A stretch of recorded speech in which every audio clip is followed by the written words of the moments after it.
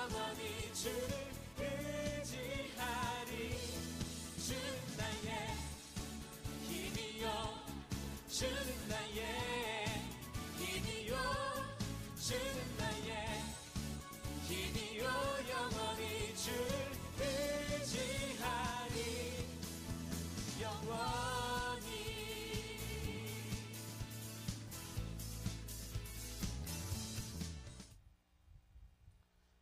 할렐루야, 감사합니다. 전반부에 있는 교회들은 주로 우스르스크에 있는 교회들이고, 정태하 선교사님 사역지에 거기에 다 담임 목회하고 있는 분들은 우리 교회에서 했던 디아스포라 신학교 출신 우리 동류바 전도사님, 또 데류드밀라 전도사님 이런 분들이고요. 후반부에 있는 그 시골 교회는 우리 레스자버스크 교회 우리가 헌금해서 이렇게 예배당 사고, 또 우리 신학교 1기생 권익달리 목사님이 사역하고 있는 그런 교회입니다. 우리가 한국에서 이렇게 하고 있지만 온 세계에서 또 우리 교회를 통해서 구원받는 사람들이 날마다 더해가고 있음을 감사하시기를 바랍니다. 우리 또 디아스포라 우리 친구들이 가서 아주 잘하고 왔고요. 또 내년에도 또 간다고 그래요. 너무 감사해요. 우리 박수 한번 해주세요. 우리 디아스포라 친구들 수고하고 왔어요. 네. 그리고 또 한 가지 이번 주에 즐거운 이렇게 소식이 있었는데, 우리 우준영 집사님 부인 이명희 성도님이 병원에서 항암 깨끗하다고, 암 깨끗하다고 이제 항암 치료 안 받아도 된다고 1년에 오라는 그런 진단을 받았어요. 사실은 뭐 몸 상태 여러 가지가 안 둬서 항암 치료를 계속 받아야 되는데 못 받고 있는 그런 상황이라서 굉장히 염려하고 아주 기도했는데 그런 결과를 받게 돼서 너무 감사하고요. 자, 우리 두 분 한번 일어나 보셔요. 우리 박수 한번 격려해 주시고 기도 많이 해 주세요. 우리 우준영 집사님이 원래 머리가 저런 게 아니라 아내가 항암 치료받고 머리가 빠지니까 일부러 저렇게 한 거예요. 괜찮은 남자죠? 네. 자, 옆에 분들하고 한번 인사 한번 하십시오. 오늘도 큰 은혜 받는 복된 날 되시기 바랍니다. 네, 감사합니다.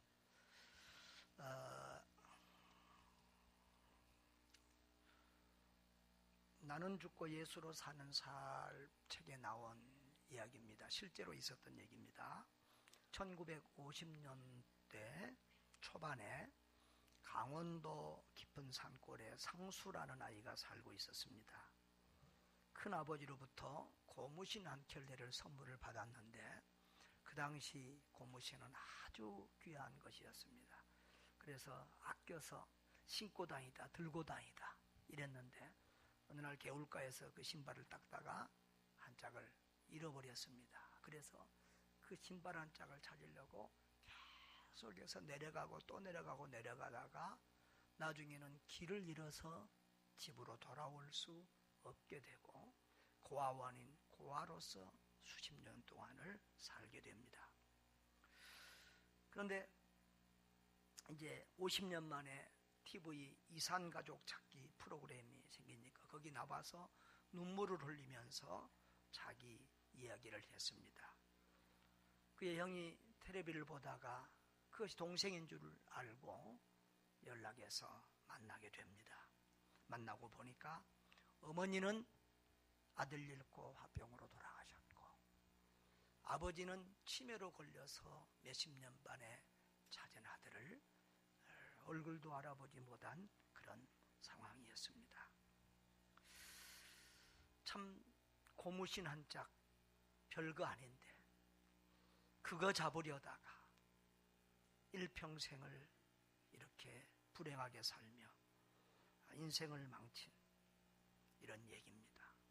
여러분, 이것이 상수라는 이 사람의 얘기만 아니라 어찌 보면 우리들의 얘기가 아닌가요? 우리는 별것 아닌 사소한 것, 그거 붙잡으려고 그거 쫓아가다가 우리의 일평생을 망치고 주님 앞에 갈 때에 땅을 치고 후회하고 통곡하는 사람들이 얼마나 많은지 모릅니다. 오늘 저는 요나서를 여러분과 함께 나누려고 합니다. 이 요나서는 제가 아주 좋아하는 성경입니다. 신학교 첫 입학에서 우리 고향교회에서 했던 첫 설교가 바로 요나서 설교였습니다. 제가 정말 암에 걸려서 죽는다, 무슨 병에 걸려서 죽는다, 설교할 기회가 몇 번 없다 하면 그때 하고 싶은 설교 중에 하나가 바로 이 설교가 될 것입니다. 학교 졸업 때도 요나서로 선교 논문을 썼고, 그리고 인천의 개척교회를 하면서도 처음 강의한 것이 요나서였습니다. 요나서를 설교하면서 자립도 못하는 교회, 월세도 못 내는 교회에서 선교를 부르짖었고, 성도들이 순종하며 따라줬을 때 그 교회는 곧 주는 교회, 선교하는 교회, 1년 만에 선교사를 파송하는 교회로 발돋움했습니다. 오늘 우리 교회에도, 저와 여러분에게도 그런 은혜가 있기를 바랍니다. 요나는 나사렛에서 가까운 가드헤벨 출신의 사람입니다. 요나라고 하는 말은 비둘기라는 뜻을 가지고 있는데요, 엘리야의 제자 엘리사가 있죠. 이 요나는 엘리사의 제자로 생각이 되어집니다. BC 8세기 선교사 중에, 선지자 중에 하나입니다. 그런데 이 요나가 하나님 앞에 부르심을 받았습니다. 선교사로 부르심을 받았어요. 저 아수르, 당시 아수르는 세계적인 그런 도시였습니다. 그 수도는 니느웨지요. 사실 이 니느웨라고 하는 도시는 노아 홍수 직후에도 있었던 창세기 10장에서부터 나온 정말 가장 오래된 역사가 있는 그런 도시 중 하나입니다. 그 니느웨에 가서 그들의 죄악을 쳐서 깨우치고 회개를 촉구하고 그들에게 회개하지 아니하면 망한다고 하는 하나님의 말씀을 증거하라고 했습니다. 그런데 요나는 그게 너무 싫었습니다. 왜냐하면 그때 그 아수르라는 나라는 이스라엘과 적대 국가고 이스라엘이 조공을 바치고 있는 그런 나라였기 때문입니다. 그래서 요나는 어찌 하나님을 피하여 도망갈 수 있을까 궁리하다가 저 스페인 유럽 쪽으로 가는, 다시스로 가는 배를 타고 도망을 갑니다. 그런데 하나님께서 요나를 그냥 두지 않습니다. 큰 태풍을 일으켜서 요나를 꼼짝 못하게 하고 뱃사람들이 요나를 물속에 던질 수밖에 없는 상황으로 만듭니다. 그리고 하나님께서는 또 큰 물고기를 준비해서 요나를 삼키게 하십니다. 요나가 물고기 뱃속에서 죽지 않도록 보호하시고, 요나가 물고기 뱃속에서 3일 동안 회개하며 돌았습니다. 그때 하나님께서 또 그 물고기를 또 육지로 이끌어서 육지에다가 요나를 토해내게 합니다. 그래서 요나는 즐거움으로 선교를 한 게 아니라 억지로 잡혀서 이제 니느웨에 가서 말씀을 전거합니다. 3절에 보면 니느웨는 사흘 동안 걸을 만큼 하나님 앞에서 큰 성읍이더라 그랬습니다. 자료에 보면 니느웨는 둘레가 한 100km 정도, 100km 가까이 되고요. 지름 가로지르는 거리가 한 30km 정도 되는 그런 어마어마한 사흘 길을 가야 되는 그런 큰 성읍인데, 요나는 하루 동안 다니면서 외칩니다. 40일이 지나면 니느웨가 무너진다. 그런데 그 애정도 없고 사랑도 없고 간절함도 없고 눈물도 없는 그 요나의 말 한마디에 니느웨가 왕부터 신하 백성까지 다 회개하고 금식하고 죽게 돌아옵니다. 그러니까 참 전도나 선교는 어떻게 보면 사람은 하나님의 도구일 뿐이지 열매와 결과는 누가 주장하신다? 하나님이 주장하신다 하는 것입니다. 그런데 그렇게 회개하고 돌아오는 것을 보고 하나님이 뜻을 돌이키사 그들에게 재앙을 내리지 아니하십니다. 그런데 그 상황을 보고 요나가 어떻게 했다고요? 요나서 4장 1절을 한번 보십시다. 요나가 매우 싫어하고 성냈다 그랬습니다. 매우 싫어하고 성내면서 하나님 앞에 불평을 떠나놓습니다. 3절을 보면 뭐라고 그러죠? 여호와여 원하건대 이제 내 생명을 거두어 가소서. 사는 것보다 죽는 것이 내게 낫습니다. 참, 이 사장을 보면 요나가 2번이나 사는 것보다 죽는 것이 낫다는 이런 부정적인 말, 믿음 없는 말을 하면서 하나님 앞에 대들고 있는 모습을 볼 수 있습니다. 참 간땡이가 부은 종입니다. 그렇게 혼나고도 정신을 못 차리고 있습니다. 그때 하나님이 뭐라고 그러죠? 여호와께서 4절 시작. 여호와께 이르시되 내가 성내는 것이 옳으냐. 옳으냐라는 말이, 네가 옳으냐라는 말을 지금, 야 네가 옳으냐 내가 옳으냐. 요나는 자기가 옳다 그러고 하나님은 하나님이 옳다 그러고 둘이 지금 이렇게 다투고 있는 거예요. 9절 한번 봅시다. 9절 다 같이 읽어봅시다. 하나님이 요나에게 이르시되 내가 이 박농콜로 말미암아 성내는 것이 어찌 옳으냐 하시니 그가 대답하다 내가 성내어 죽기까지 할지라도 옳으니이다. 네? 참 대단합니다. 자기가 하나님보다 더 옳다는 거예요. 나 같으면 콱. 그런데 하나님은 끝까지 인내하고 참으시면서 요나를 설득하고 교훈하고 가르치십니다. 그런데 요나만 그런 인간이면 거기서 끝냈을 텐데 오늘날에도 요나가 있기 때문에 한번 따라합시다. 요나. 손을 한번. 요나. 오늘날에도 요나와 같은 이런 인생들이 많이 있기 때문에 이 성경을 기록해서 우리에게 교훈하고 있는 줄 믿습니다. 여러분, 누가 옳지요? 누가 옳지요? 예. 누가 옳으냐? 여러분, 요나가요, 요나가 직분이 뭐지요? 선지자예요, 선지자. 하나님을 잘 알고 요즘 말로 하면 선교사예요. 목사고 선교사라 그 말이에요. 하나님을 지식적으로 잘 알아요. 1장 9절 한번 볼까요? 1장 9절에 뭐라고 표현해요? 1장 9절에 바다와 육지를 지으신 하늘의 하나님 여호와를 경외하는 자다. 하나님이 어떤 하나님이라고요? 바다와 육지를 지으신 하늘의 하나님이다. 창조주 하나님이라고 잘 알고 있습니다. 4장 2절 한번 볼까요? 4장 2절 중반 이후로 보면 중반에 보면 주께서는 거기 한번 읽어봅시다. 주께서는 은혜로우시며 자비로우시며 노하기를 더디하시며 인애가 크시사 뜻을 돌이켜 재앙을 내리지 아니하시는 하나님. 여러분, 맞아야 틀려요?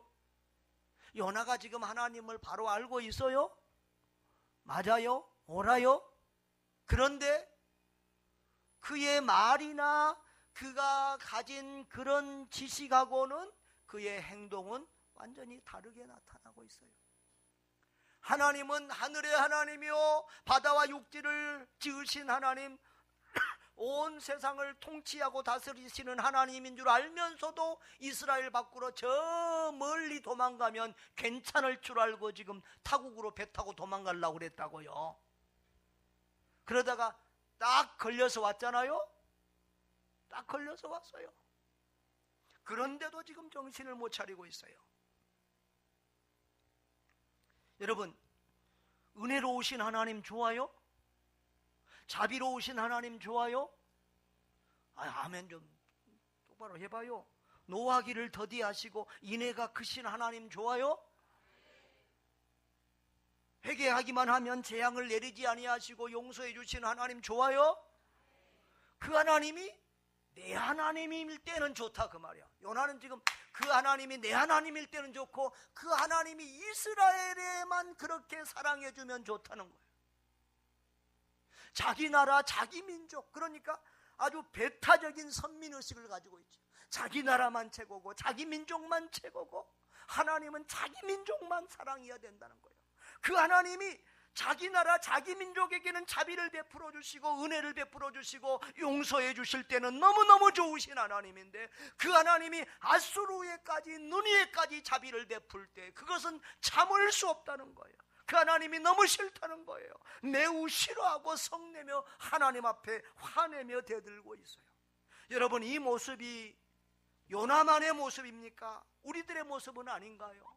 내가 누군가 적대적인 감정을 가지고 있을 때, 내가 누군가에게 좋지 않은 감정을 가지고 있을 때 하나님 왜 저것을 가만히 두십니까? 그런 생각해요, 안 해요? 그 사람도 사랑해 주시고 가만히 두고 있는 것 너무 속상할 때가 우리가 있어요, 없어요? 요나가 있어요, 없어요? 있어요. 우리를 괴롭히는 나라, 저 일본이 점차 물에 이렇게 조금씩 잠겨간다니까 좋아하는 사람들이 얼마나 많은지. 나는 참 이해할 수 없을 때가 있어요. 북한의 김일성, 김정을, 김정은 이 3대까지 세습하면서 저렇게 독재하고 얼마나 많은 목사들을 죽이고 교회를 없애고 저런 인간을, 오이고 깜짝이야, 저런 인간을 하나님이 왜 가만히 두고 계시는가?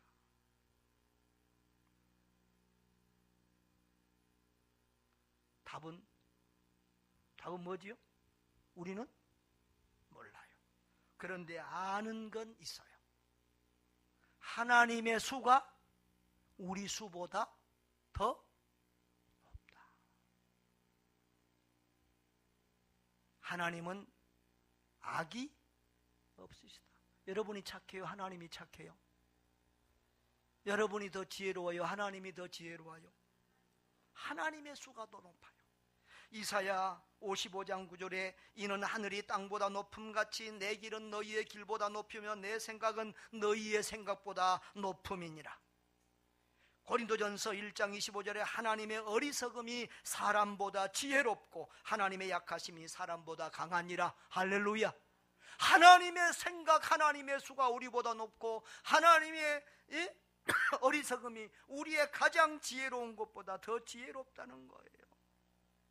실제로 지난주에도 제가 그런 얘기 했습니다마는 교회 역사를 보면 교회는 오히려 자유롭고 오히려 풍요롭고 할 때보다도 오히려 박해와 어려움 가운데서 교회들이 더 건강해지고 더 부흥하고 성장했더라. 그러니까 하나님의 일하심은 참 우리가 이해할 수 없는 신비함이 있어요. 우리 하나님은 모든 것을 합력하여 선을 이루신 하나님인 줄 믿습니다. 자, 하나님의 생각과 내 생각이 충돌하고 갈등이 있을 때는 무조건 누가 옳다? 무조건 누가 옳다? 하나님이 옳다. 하나님의 지혜는 감히 우리 지혜하고 비교하고 상대할 수 있는 상황이 아니에요.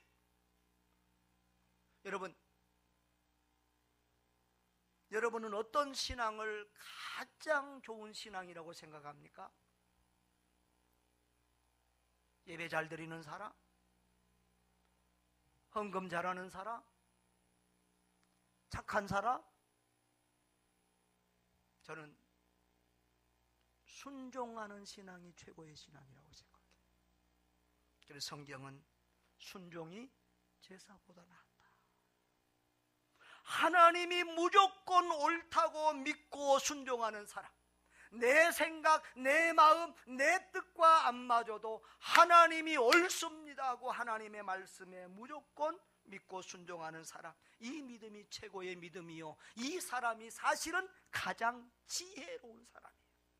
자기 지혜로 살지 않고, 그러니까 밀어나면은 지혜로운 사람의 머리를 빌려 사는 게 그게 지혜예요. 그러니까 하나님의 지혜로 사는 사람, 이 사람이 가장 지혜로운 사람. 그런 참 믿음의 성도들, 지혜로운 성도들 되시기 바랍니다. 누가 옳으냐? 하나님이 옳다. 이제 나중에 끝에 보면 요나가 하나님 앞에 대답을 안 하고 그냥 요나서 4장 보면 하나님의 질문으로 끝나요. 요나가 그 다음에 대답이 없어요. 요나가 누구에게 승복했다는 말이에요? 하나님께 승복했다는 말이에요. 요나가 하나님이 옳습니다, 그렇게 승복했다는 거죠. 자, 그 다음에 두 번째에 하나님과 요나의 갈등이 뭐냐 그러면 무엇이 중요한가라는 거예요. 이것은 하나님과 요나의 가치관 싸움이에요. 저는 요즘에 두 가지를 굉장히 중요하게 생각하고 있어요.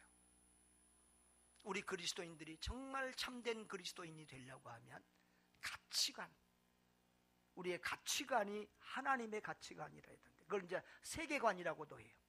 모든 것을 하나님의 관점에서 볼 수 있는 그런 가치관. 그러니까 하나님이 중요하게 여기는 것을 중요하게 여기는 그런 가치관. 하나님이 하찮게 보는 것을 하찮게 여길 수 있는 가치관. 하나님과 같은 가치관을 가져야 된다. 두 번째로는 하나님의 뜻에, 하나님의 말씀에 순종하는 신앙, 하나님을 섬기는 자세, 이 두 가지 가치관과 자세 문제를 아주 중요하게 제가 생각하면서 묵상하고 있습니다. 여러분, 무엇이 중요한가? 이걸 알고 살아야 돼요. 저는 선교사님들을 섬기다 보니까 내 취향하고는 다른 좀 음식도 내가 먹으러 뭘 먹으러 가고 싶다가 아니라 상대방이 이제 드시고 싶으면 그리 가게 되고, 영화도 선교사님들 오면 보게 되는데, 작년엔가 아마 곡성이라는 영화를 봤는데 정말 곡소리 나는 영화더만. 내가 본 영화 중에서 막 최악의 영화였다, 나는 그런 생각이 들어요.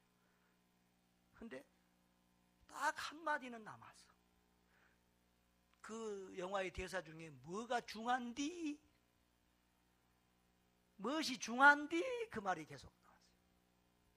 따라합시다. 무엇이 중한디? 무엇이 중한디?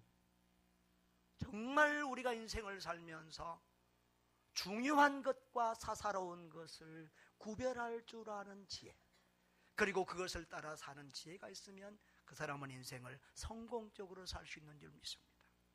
얼마나 많은 사람들이 사사로운 것에 한 번밖에 없는 자기 인생을 망치고 통곡하고 후회하는지 모릅니다.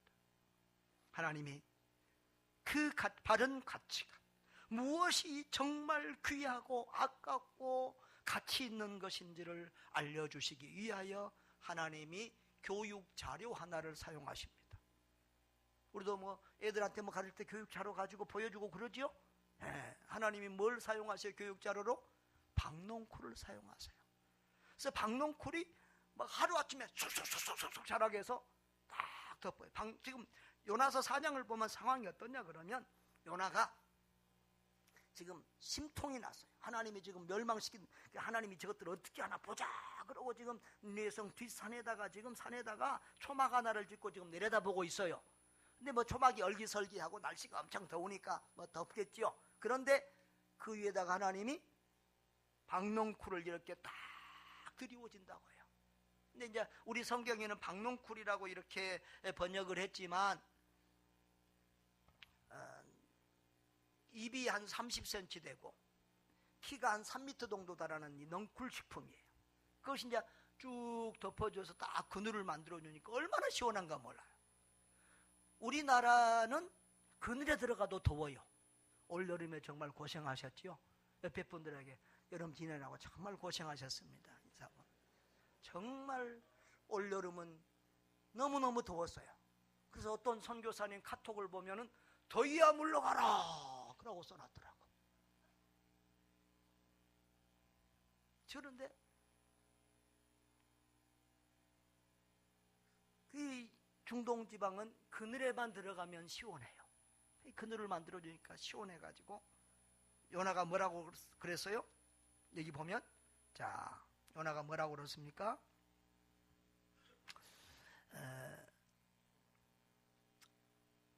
4장 6절 한번 봅니다. 요나가 4장 6절 시작. 하나님 아버지 여호와께서 박농쿨을 예비하사 요나를 가리게 하셨으니 이는 그의 머리를 위하여 그늘에 지게 하며 그의 괴로움을 면하게 하려 하심이었더라. 요나가 박농쿨로 말미암아 크게 기뻐하였더니. 요나가 박농쿨로 말미암아 크게 기뻐했어요. 너무너무 막 요즘 말로 하면 애들이 완전 기분 좋아 이런 얘기란 말이죠. 그런데 그 하나님이 이틀도 안 드시고 하루 만에 그 박농쿨을 7절에 보면 벌레들을 예비하사 하나님이 하신 거예요. 6절에 보면 하나님 여호와께서 박농쿨을 주셨다고 그랬죠. 7절에는 하나님이 또 벌레를 예비하셨지요. 그러니까 선교사 하나가 말 안 들으니까 하나님이 참 번거롭게 수고를 많이 하세요. 태풍을 일으키시지요. 물에 던지게 하시지요. 큰 물고기를 준비했다가 삼키게 하시지요. 토해내게 하시지요. 또 박농쿨을 하루아침에 자라게 하시지요. 또 하루아침에 갉아먹어 없어지게 하시지요. 거기다가 또 뭘까지 보너스로 보내요. 8절에 보면 뜨거운 동풍까지 또 보너스로 이렇게 하니까 요나가 너무 더워가지고 혼미하여 스스로 죽기를 구하여 사는 것보다 죽는 것이 내게 낫습니다 이렇게 말합니다. 자, 박농쿨이 있을 때 요나의 기분이 어땠다고요?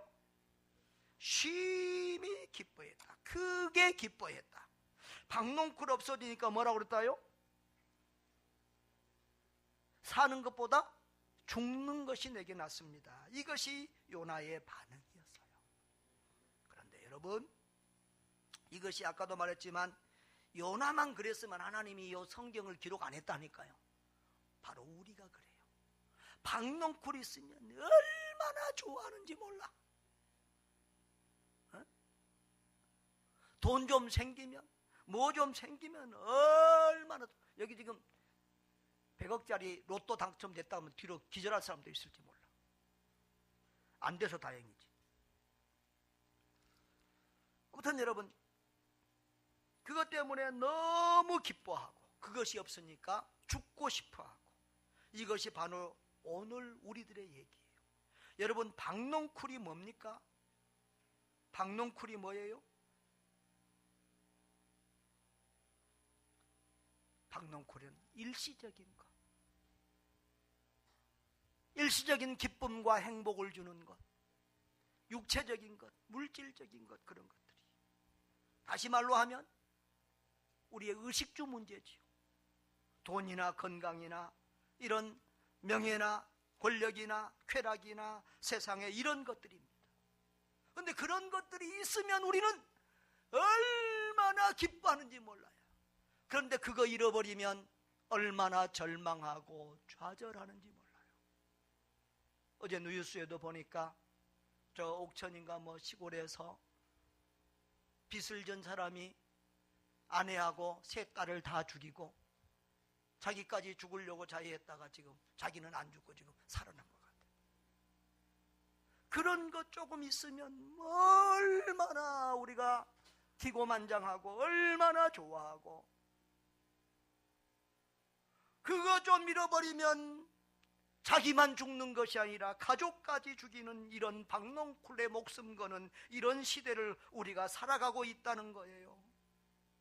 남 얘기가 아니라 우리들의 얘기예요.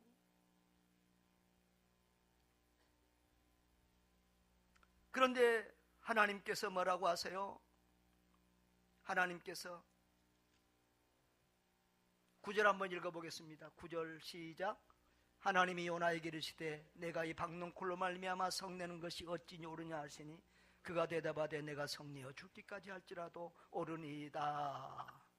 끝까지 자기가 옳다고 되드니까 하나님께서 10절 11절에서 이렇게 말씀하시죠. 다 같이 읽어봅니다.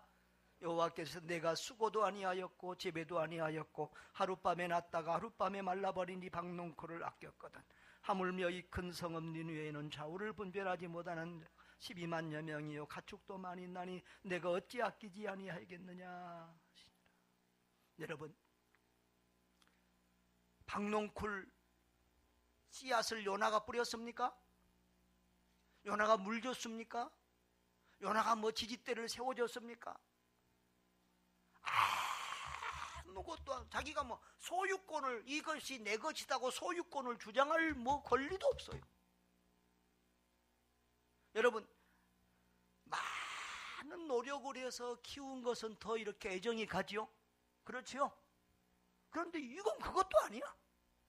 그런데 세상에 그 박농쿨 하나 없어졌다고 죽여달라고 난리예요. 그때 하나님께서 뭐라고 말씀하셨지요? 내가 수고도 안 하고 재배도 안 하고 하룻밤에 생겼다, 하룻밤이 없어진 이 박농쿨을 그렇게 아꼈거든. 그 박농쿨 하나가 없어진 게 너에게 그렇게 고통스럽냐? 그렇다고 하면 이 니느웨 성에 수많은 사람들이 살고 있는데 그 사람들의 생명을 잃어버리면, 그 사람들이 멸망하면 내 마음은 얼마나 아프고 고통스럽겠느냐. 그것이 하나님의 마음. 여러분, 여기 좌우를 분별하지 못한 자가 12만여 명이다 그랬는데, 어떤 학자들은 이것은 어린아이들, 6, 7세 이하의 어린아이들을 말한다. 그래서 6, 7세 이하의 어린아이가 12만이면 이 도시의 인구는 60만 정도가 될 것이다, 그렇게 추측하는 사람들이 있고, 또 어떤 분들은 당시 이스라엘의 수도 사마리아가 3만 정도니까 아마 12만여 명으로 좌우를 분별하지 못하는 자는 영적으로 무지한 그런 백성들을 의미한다, 영적으로 해석을 해서 한 12만여 명. 그러니까 이렇게 해석하든 저렇게 해석하든지 간에 니느웨에는 적어도 12만에서 60만 이상의, 12만에서 60만의 많은 인구가 살고 있었다는 것입니다. 할렐루야. 그런데 그 니느웨가 망하기를 바라고 원하는 그 요나의 마음은 얼마나 속이 좁고 자기 나라, 자기밖에 모르는 그런 사람이냐는 것입니다. 여러분, 이 요나서에서 하나님은 이스라엘만의 하나님이 아니라는 것을 보여주죠. 하늘과 바다와 땅을 지으신, 우주 만물을 지으신 하나님. 그러니까 하나님의 마음에는 이스라엘만, 하나님이 이스라엘 백성만 창조한 게 아니라 아수르 사람도 지으시고 그 나라도 창조하신 하나님인 줄 믿습니다. 그러니 다 하나님이 사랑하시는 거예요. 그런데 요나는 하나님은 나만 사랑해야 되고 이스라엘만 사랑해야 된다고 하는 거예요. 그런데 오늘 우리에게도 이런 마음이 있어요. 우리나라, 우리 민족, 우리나라도 아직 다 구원 못 받았는데, 우리나라도 아직 예수 안 믿는 사람이 많이 있는데 뭐하려고 선교하느냐, 뭐하려고 외국에 가느냐, 뭐한디 헛돈을 드느냐, 이런 생각을 하는 사람들은 바로 이 시대의 요나예요. 하나님의 마음은 온 세상 모든 사람이 구원받기를 원하시는 줄 믿으시기를 바랍니다. 그래서 너희는 가서 모든 족속을 제자로 삼으라 라고 했어요. 온 천하에 다니며 만민에게 복음을 전파라고 했어요. 예루살렘과 유대와 사마리아와 땅끝까지 이르러 내 증인이 되라고 했어요. 할렐루야. 그 하나님의 마음을 알고 그 하나님의 가치관을 아는 저와 여러분 되시기를 바랍니다. 요나의 가치관은 박농쿨이에요. 의식주 문제예요. 잘 먹고 잘 살고 편하고 그런 것이 요나의 관심이에요. 그것이 요즘 대부분의 절대 다수 사람들의 관심이고 대부분의 교인들도 마찬가지. 대부분의 교인들의 관심이 의식주에 있고 신발장 하나에 있고. 여러분, 그런데 은혜 받으면요, 은혜가 충만하면, 성령 충만하면요, 그런 게 하찮게 보여요. 바울은 빌립보서 3장 8절로 9절에 이렇게 말하죠. 내가 그를 위하여 모든 것을 잃어버리고 배설물로 여김은 그리스도를 얻고 그 안에서 발견되려 함이니. 바울이 그런 것들을, 세상 것들을 뭐라고 했어요? 배설물이 뭐예요? 배설물이 뭐예요? 죄송합니다. 똥오줌이에요, 똥오줌. 여러분, 돈이나 세상 것이 필요 없어서가 아니에요. 필요 없어서가 아니라, 이게 없어도 되는 게 아니고, 이게 필요 없어서가 아니고, 예수 그리스도가 너무 귀하고 존귀하신 분이니까. 이런 것은 하고는 이 세상 지식, 명예, 권력, 이게 이분이 너무 좋으니까, 예수가 너무 좋으니까 이런 것들이 배설물처럼 하찮게 여겨지는 거예요. 여러분, 여러분의 심령 속에 예수가 약화될수록 여러분은 세상 것을 바라고 세상 것으로 채우려고 해요. 세상 것 가지고 자랑하고, 세상 것 가지고 기뻐하고, 그것 잃어버리면 절망하고 낙심하고 죽고 싶어 해요. 왜 그럴까요? 예수가 없으니까. 그러나 우리 마음속에 예수가 충만하면 예수 그리스도로 만족하고 행복한 줄 믿습니다. 여러분, 요즘에도 수많은 사람들이 지금도 요나처럼 박넝쿨 하나에 목숨 걸고 살겠다 죽겠다고 합니다. 신발 한 짝 그것 찾으려다가 인생 망치고 맙니다. 오늘날도 수많은 사람들이 배설물에 목숨을 걸고 그것에 단 한 번밖에 없는 인생을 그것만을 위해 투자하고 달려가고 있습니다. 사랑하는 여러분, 사소한 것에 목숨 거는 어리석은 인생들 되지 않기를 바랍니다. 주님의 가치관을 가지세요. 주님이 무엇을 귀하게 여기는지, 무엇을 아까워하시는지, 무엇을 중요하게 여기는지를 보십시오. 우리 주님은 한 영혼이 천하보다 귀하다고 하셨습니다. 독생자 외아들의 생명까지 사람을 위해서, 우리들을 위해서, 우리 한 사람을 구원하기 위해서 보내주셨습니다.